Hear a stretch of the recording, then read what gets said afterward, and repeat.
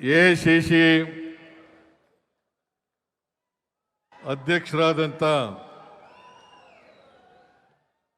ಶ್ರೀ ಮಲ್ಲಿಕಾರ್ಜುನ ಖರ್ಗೆ ಅವರೇ, ಎಐಸಿಸಿ ಪ್ರಧಾನ ಕಾರ್ಯದರ್ಶಿಗಳಾದಂಥ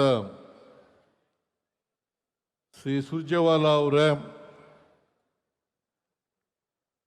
ರಾಜ್ಯದ ಮುಖ್ಯಮಂತ್ರಿಗಳಾದಂಥ ಡಿ.ಕೆ. ಶಿವಕುಮಾರ್ ಅವರೇ,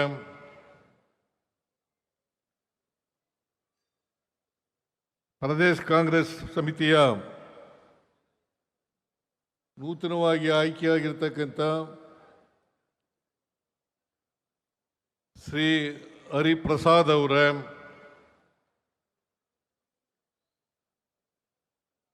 ಹರಿಯಾಣ ಪ್ರದೇಶ ಕಾಂಗ್ರೆಸ್ ಸಮಿತಿಯ ಅಧ್ಯಕ್ಷರಾದಂಥ ಶ್ರೀ ರಾವ್ ನರೇಂದ್ರ ಸಿಂಗ್ ಅವರೇ, ಮಾಜಿ ಮುಖ್ಯಮಂತ್ರಿಗಳಾದಂಥ ಶ್ರೀ ವೀರಪ್ಪ ಮೊಯ್ಲಿ ಅವರೇ,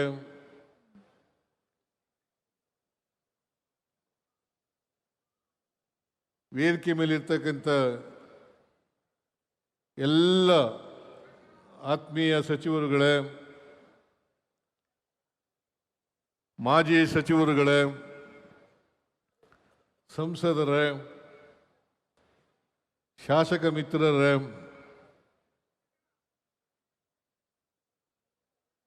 ಕೆಪಿಸಿಸಿಯ ಎಲ್ಲ ಪದಾಧಿಕಾರಿಗಳೇ,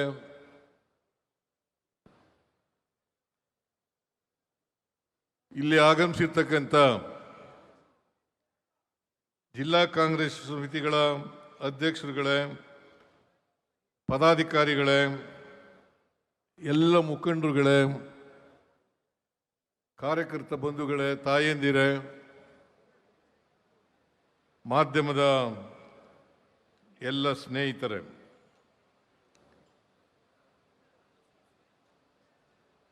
ಇದು ಒಂದು ಮಹತ್ವದ ದಿನ. ಇವತ್ತು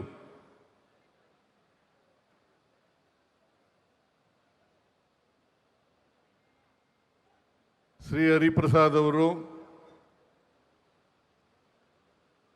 ನೂತನವಾಗಿ ಕೆಪಿಸಿಸಿ ಅಧ್ಯಕ್ಷ ಸ್ಥಾನವನ್ನು ಅಲಂಕರಿಸಿದ್ದಾರೆ.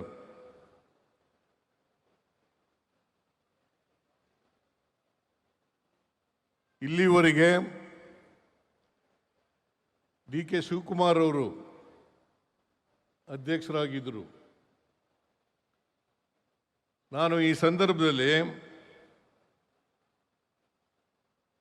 ನೂತನವಾಗಿ ಅಧ್ಯಕ್ಷರಾಗಿ ಆಯ್ಕೆಯಾಗಿರ್ತಕ್ಕಂಥ ಹರಿಪ್ರಸಾದ್ ಅವರಿಗೆ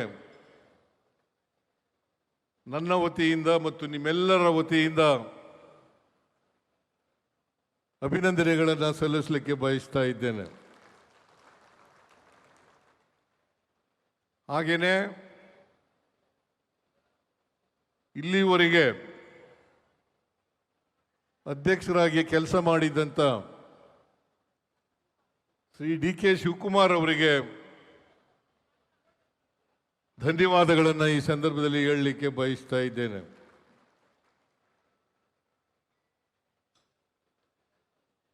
ನಾನು ಡಿ.ಕೆ. ಶಿವಕುಮಾರ್ ಅವರು, ನಾನು ಈ ರಾಜ್ಯದ ವಿರೋಧ ಪಕ್ಷದ ನಾಯಕನಾಗಿ ಮತ್ತು ರಾಜ್ಯದ ಮುಖ್ಯಮಂತ್ರಿಯಾಗಿ,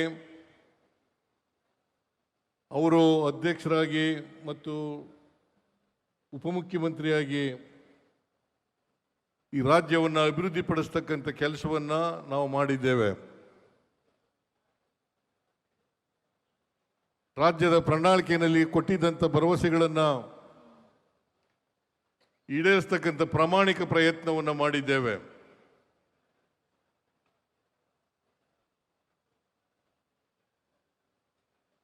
ಹೈಕಮಾಂಡ್ನವರು ನಾವು ತೀರ್ಮಾನ ಮಾಡಿದಂಥ 5 ಗ್ಯಾರಂಟಿ ಯೋಜನೆಗಳನ್ನು ಜಾರಿ ಮಾಡಿದ್ದೇವೆ. ಕಳೆದ 3 ವರ್ಷದಿಂದ 1 40,000ಕ್ಕೂ ಹೆಚ್ಚು ಕೋಟಿ ರೂಪಾಯಿಗಳನ್ನು ಗ್ಯಾರಂಟಿ ಯೋಜನೆಗಳಿಗೆ ಖರ್ಚು ಮಾಡಿದ್ದೀವಿ.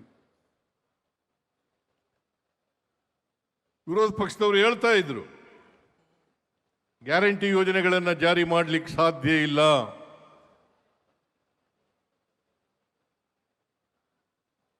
ಪ್ರಧಾನಮಂತ್ರಿಗಳಾದಂಥ ನರೇಂದ್ರ ಮೋದಿಯವರ ಆದಿಯಾಗಿ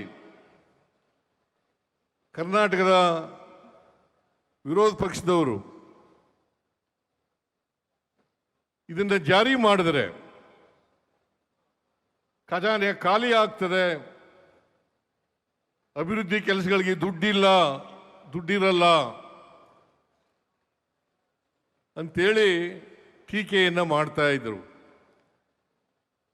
ನಾವು ಯಾವ ಟೀಕೆಗಳಿಗೂ ಕೂಡ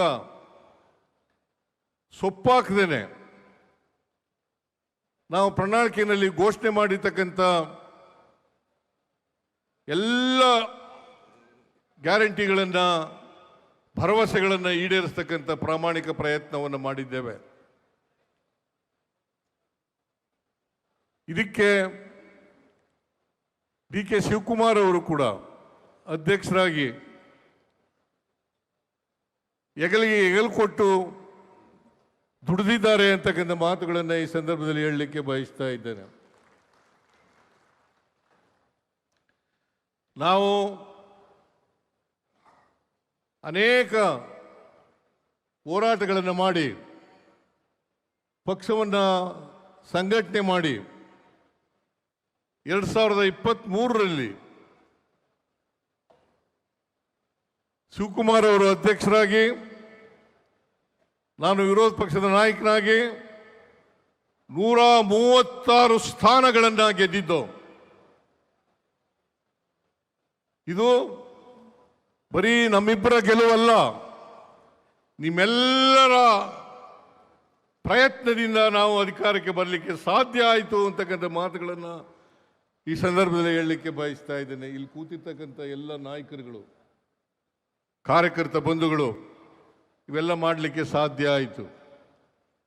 ಇವತ್ತು ಹರಿಪ್ರಸಾದ್ ಅವರನ್ನು ಅಧ್ಯಕ್ಷರನ್ನಾಗಿ ನೇಮಕ ಮಾಡಿದಂಥ ಸೋನಿಯಾ ಗಾಂಧಿ ಅವರಿಗೆ, ಮಲ್ಲಿಕಾರ್ಜುನ ಖರ್ಗೆ ಅವರಿಗೆ, ರಾಹುಲ್ ಗಾಂಧಿ ಅವರಿಗೆ, ಪ್ರಿಯಾಂಕಾ ಗಾಂಧಿ ಅವರಿಗೆ, ವೇಣುಗೋಪಾಲ್ ಅವರಿಗೆ, ಸುರ್ಜೇವಾಲಾ ಅವರಿಗೆ ನಾನು ಹೃತ್ಪೂರ್ವಕವಾಗಿ ಧನ್ಯವಾದಗಳನ್ನು ಹೇಳಲಿಕ್ಕೆ ಬಯಸ್ತಾ ಇದ್ದೇನೆ. ಹರಿಪ್ರಸಾದ್ ಅವರು ಕೆಳ ಹಂತದಿಂದ ಬಂದವರು, ಸಾಮಾನ್ಯ ಕುಟುಂಬದಿಂದ ಬಂದಂಥವರು. ಸಾಮಾನ್ಯ ಕಾರ್ಯಕರ್ತನಾಗಿ ಸುಮಾರು 1972ನೇ ಇಸ್ವಿ ಇಂದ ಇಲ್ಲಿವರೆಗೆ ಸುಮಾರು 5 ದಶಕಗಳ ಕಾಲ ಕಾಂಗ್ರೆಸ್ ಪಕ್ಷದ ಕಾರ್ಯಕರ್ತನಾಗಿ ನಿಷ್ಠೆಯಿಂದ ಸೇವೆಯನ್ನು ಮಾಡಿದ್ದಾರೆ. ಅವರು ವಿದ್ಯಾರ್ಥಿ ನಾಯಕನಾಗಿ, ಯೂತ್ ಕಾಂಗ್ರೆಸ್, ಯುವ ಕಾಂಗ್ರೆಸ್ನ ನಾಯಕನಾಗಿ ಅನೇಕ ರಾಜ್ಯಗಳಲ್ಲಿ ಉಸ್ತುವಾರಿಯನ್ನು ವಹಿಸ್ಕೊಂಡು ಸೇವಾದಳದ ಅಧ್ಯಕ್ಷನಾಗಿ ಕೆಲಸ ಕೂಡ ಮಾಡಿದ್ದಾರೆ. ಅಂಥವರು ಇವತ್ತು ಬಹಳ ಮಹತ್ತರವಾದಂಥ ಜವಾಬ್ದಾರಿಯನ್ನು ಹೊತ್ಕೊಂಡಿದ್ದಾರೆ. ಆ ಜವಾಬ್ದಾರಿಯನ್ನು ಒತ್ಕೋಬೇಕಾದ್ರೆ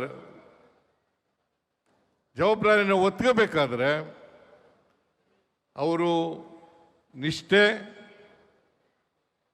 ಸಿದ್ಧಾಂತಕ್ಕೆ ಬದ್ಧತೆ, ಕಾಂಗ್ರೆಸ್ ಕಾರ್ಯಕರ್ತನಾಗಿ ಅನೇಕ ಸ್ಥಾನಗಳಲ್ಲಿ ಕೆಲಸ ಮಾಡದಿದ್ದರ ಪರಿಣಾಮವಾಗಿ ಇವತ್ತು ಇಷ್ಟೊಂದು ಎತ್ತರಕ್ಕೆ ಬೆಳೀಲಿಕ್ಕೆ ಸಾಧ್ಯ ಆಗಿದೆ. ಅವರಿಗೆ ಮತ್ತೊಮ್ಮೆ ಅಭಿನಂದನೆಗಳನ್ನು ಸಲ್ಲಿಸಲಿಕ್ಕೆ ಬಯಸ್ತಾ ಇದ್ದೇನೆ. ನನಗೆ ವಿಶ್ವಾಸ ಇದೆ, ಹರಿಪ್ರಸಾದ್ ಅವರು ಸಿದ್ಧಾಂತಕ್ಕೆ ಬದ್ಧರಾಗಿರೋದ್ರಿಂದ ಕಾಂಗ್ರೆಸ್ ಅನ್ನು ಬಲಪಡಿಸ್ತಕ್ಕಂಥ ಶಕ್ತಿ ಇದೆ, ಕಾಂಗ್ರೆಸ್ಸಿನ ಮೂಲ ಸಿದ್ಧಾಂತ ಏನಿದೆ, ಸಂವಿಧಾನದ ಆಶಯಗಳೇನಿದ್ದಾವೆ ಅವುಗಳನ್ನು ಜಾರಿ ಮಾಡ್ತಕ್ಕಂಥ ಪ್ರಯತ್ನವನ್ನು ಮಾಡ್ತಾರೆ ಅಂತಕ್ಕಂಥ ಸಂಪೂರ್ಣ ವಿಶ್ವಾಸ, ನಂಬಿಕೆ ನನಗಿದೆ ಅಂತಕ್ಕಂಥ ಮಾತುಗಳನ್ನು ಈ ಸಂದರ್ಭದಲ್ಲಿ ಹೇಳಲಿಕ್ಕೆ ಬಯಸ್ತಾ ಇದ್ದೇನೆ. ಇವತ್ತು 1914ರಲ್ಲಿ ಬಿಜೆಪಿ ಅಧಿಕಾರಕ್ಕೆ ಬಂತು. ಅವರು ಅಧಿಕಾರಕ್ಕೆ ಬಂದ ಮೇಲೆ 12 ವರ್ಷಗಳಲ್ಲಿ ಈ ದೇಶದ ಬಹುತ್ವ ಏನಿದೆ ಅದನ್ನು ಹಾಳು ಮಾಡ್ತಕ್ಕಂಥ ಪ್ರಯತ್ನವನ್ನು ಮಾಡಿದ್ದಾರೆ.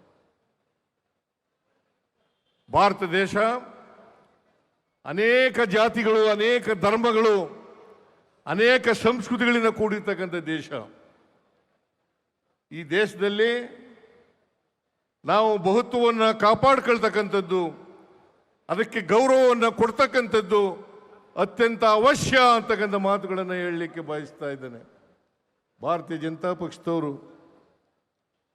ಧರ್ಮದ ಹೆಸರಿನಲ್ಲಿ, ಜಾತಿ ಹೆಸರಿನಲ್ಲಿ, ಸಂಸ್ಕೃತಿ ಹೆಸರಿನಲ್ಲಿ ದೇಶವನ್ನು ಒಡೆಯತಕ್ಕಂಥ ಪ್ರಯತ್ನವನ್ನು ಮಾಡ್ತಾ ಇದ್ದಾರೆ. ಇದು ಒಂದು ಸವಾಲು, ಹರಿಪ್ರಸಾದ್ ಅವರಿಗೆ ಸವಾಲು, ನಮ್ಮ ಕಾರ್ಯಕರ್ತರಿಗೆ ಸವಾಲು. ಅನೇಕ ಜನ ನಮ್ಮ ಕಾರ್ಯಕರ್ತರುಗಳು ಕಾಂಗ್ರೆಸ್ಸಿನ ಇತಿಹಾಸ ಗೊತ್ತಿಲ್ಲದೆ ಇರತಕ್ಕಂಥದ್ದು,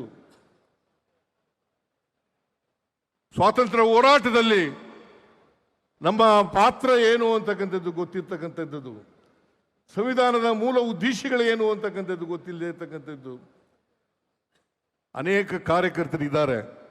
ನಾನು ಇವತ್ತು ನಮ್ಮ ಕಾರ್ಯಕರ್ತರಲ್ಲಿ ಮನವಿ ಮಾಡ್ತಕ್ಕಂಥದ್ದು ಏನಪ್ಪಾ ಅಂತಂದ್ರೆ, ಹರಿಪ್ರಸಾದ್ ಅವರ ಜೊತೆಯಲ್ಲಿ ನಿಲ್ಲಬೇಕು. ನೀವು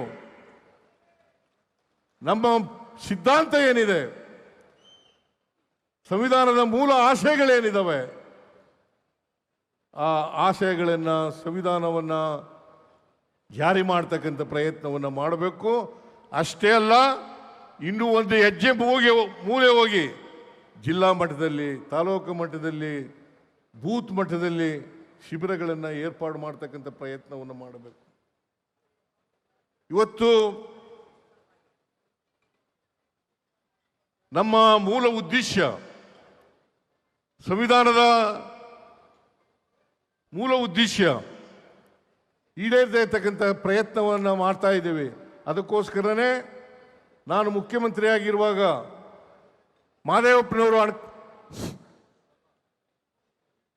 ಮಾದೇವಪ್ಪನವರು ಸಮಾಜ ಕಲ್ಯಾಣ ಮಂತ್ರಿಯಾಗಿ ಅನೇಕ ಸಂವಿಧಾನದ ಪ್ರಿಯಾಂಬಲನ್ನು ಓದಿಸ್ತಕ್ಕಂಥ ವಿದ್ಯಾರ್ಥಿಗಳಿಗೆ ಕೆಲಸವನ್ನು ಮಾಡೋದು. ಇದರ ಉದ್ದೇಶ ಸಂವಿಧಾನ ಎಲ್ರಿಗೂ ಕೂಡ ಗೊತ್ತಾಗಬೇಕು, ಸಂವಿಧಾನದ ಮೂಲ ಉದ್ದೇಶಗಳು ಗೊತ್ತಾಗಬೇಕು. ನಮ್ಮ ಸಮಾಜದ ಅಲ್ಲಿರ್ತಕ್ಕಂಥ ಬಹುತ್ವವನ್ನು ಕಾಪಾಡ್ತಕ್ಕಂಥದ್ದು ಅತ್ಯಂತ ಅವಶ್ಯ ಅಂತಕ್ಕಂಥ ಮಾತುಗಳನ್ನು ಹೇಳಲಿಕ್ಕೆ ಬಯಸ್ತಾ ಇದ್ದೇನೆ. ನನಗೆ ಸಂಪೂರ್ಣ ವಿಶ್ವಾಸ ಇದೆ, ಹರಿಪ್ರಸಾದ್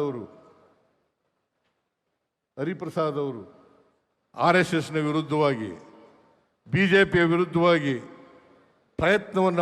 ಹೋರಾಟದ ಪ್ರಯತ್ನವನ್ನು ಮಾಡ್ತಾ ಇದ್ದಾರೆ. ಆ ಪ್ರಯತ್ನ ನಮ್ಮ ಕಾರ್ಯಕರ್ತರು, ಎಲ್ಲ ಕಾರ್ಯಕರ್ತರಲ್ಲೂ ಕೂಡ ಬರಬೇಕು.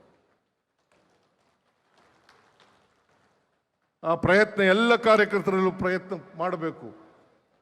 ಈ ಪ್ರಯತ್ನ ಮಾಡಿದಾಗ ಮಾತ್ರ ನಾವು ದೇಶವನ್ನು ಉಳಿಸಲಿಕ್ಕೆ, ಸಂವಿಧಾನವನ್ನು ಉಳಿಸಲಿಕ್ಕೆ ಸಾಧ್ಯ ಆಗ್ತದೆ ಅಂತಕ್ಕಂಥ ಮಾತುಗಳನ್ನು ಈ ಸಂದರ್ಭದಲ್ಲಿ ಹೇಳಲಿಕ್ಕೆ ಬಯಸ್ತಾ ಇದ್ದೀನಿ. ಅದನ್ನು ಮಾಡಲೇಬೇಕು. ಆದರೆ ಇಲ್ಲದೆ ಹೋದರೆ BJP ಸುಳ್ಳುಗಳ ಮೂಲಕ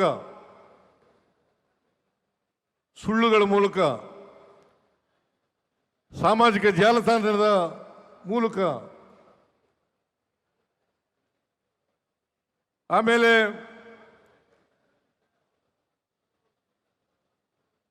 ಈ ಸುಳ್ಳುಗಳನ್ನು ಹರಡಿ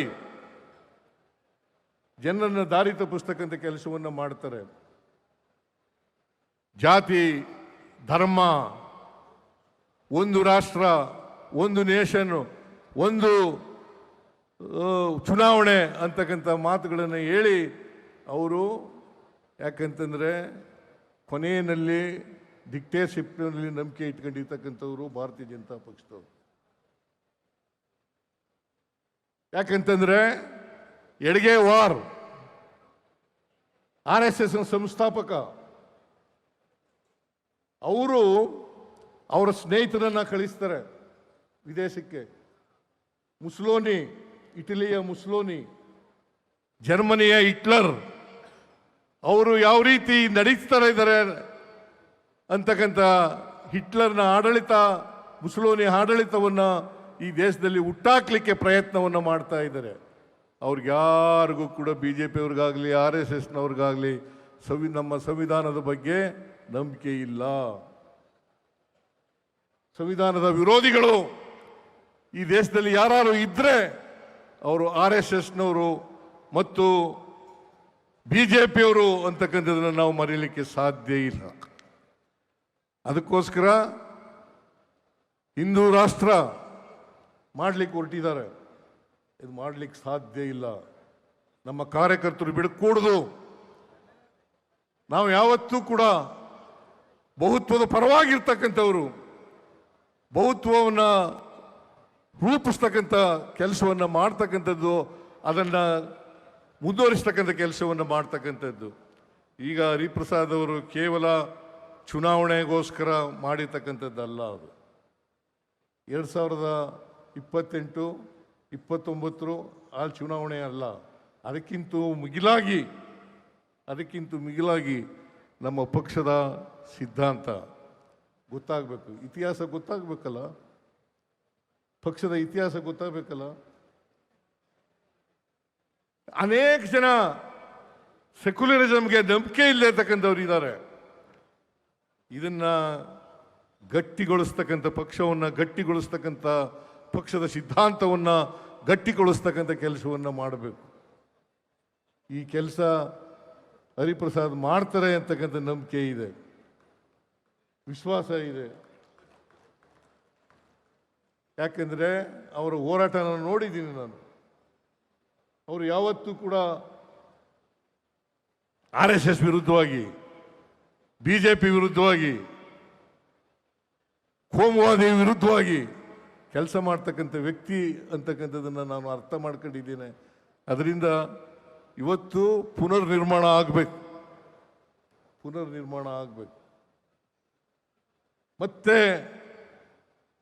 ಸ್ವಾತಂತ್ರ್ಯ, ಸಮಾನತೆ, ಭ್ರಾತೃತ್ವ ಈ ದೇಶದಲ್ಲಿ, ಈ ಸಮಾಜದಲ್ಲಿ ಎಸ್ಟಾಬ್ಲಿಷ್ ಆಗಿ ನಾವು ಈ ದೇಶವನ್ನು ಮುಂದೆ ಮಾಡಿಸ್ತಕ್ಕಂಥ ಕೆಲಸವನ್ನು ಮಾಡಬೇಕು. ಅದಕ್ಕೆ ನಮ್ಮ ಎಲ್ಲ ಕಾರ್ಯಕರ್ತರು ಕೂಡ ಗಟ್ಟಿಯಾಗಿ, ಸಿದ್ಧಾಂತದ ಗಟ್ಟಿಯಾಗಿ ಕೆಲಸ ಮಾಡ್ತಕ್ಕಂಥ ಕೆಲಸವನ್ನು ಮಾಡಬೇಕು. ಇದರಿಂದ ಬರೀ ಕಾರ್ಯಕರ್ತರು ಕಾಂಗ್ರೆಸ್ ಪಕ್ಷಕ್ಕೆ ಬೆಂಬಲವನ್ನು ಕೊಡೋದರ ಜೊತೆಗೆ,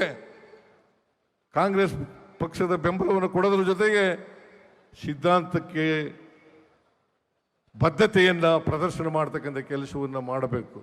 ಆ ಕೆಲಸವನ್ನು ಮುಂದಿನ ದಿನಗಳಲ್ಲಿ ಮಾಡಲಿ ಅಂತಕ್ಕಂಥ ಮಾತುಗಳನ್ನು ಹೇಳಿ 2028ರಲ್ಲಿ ಈಗಾಗಲೇ ಮಲ್ಲಿಕಾರ್ಜುನ ಖರ್ಗೆಯವರು ಹೇಳಿದ್ದಾರೆ, DK ಶಿವಕುಮಾರ್ ಕೂಡ ಹೇಳಿದ್ದಾರೆ, ಹರಿಪ್ರಸಾದ್ ಕೂಡ ಹೇಳಿದ್ದಾರೆ, ನಾವೇ ಅಧಿಕಾರಕ್ಕೆ ಬರ್ತೀವಿ.